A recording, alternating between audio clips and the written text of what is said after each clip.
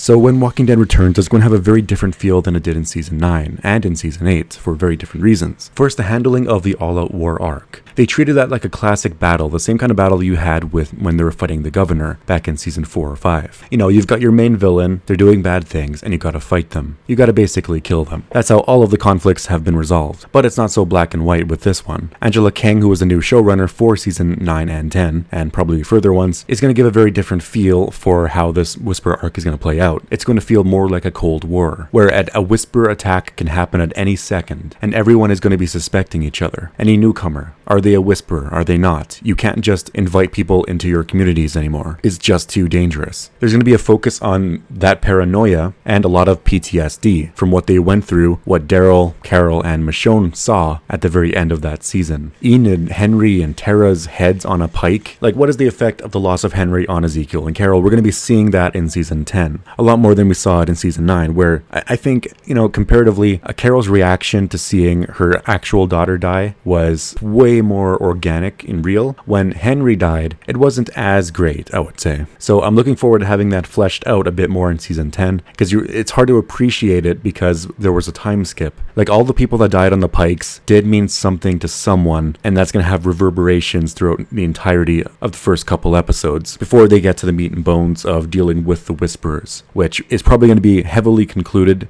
near the first half, you know, near the mid-season finale. Like, Enid and Tara also died, so Tara's a big one, only because she was the leader of the Hilltop, and now it's leaderless.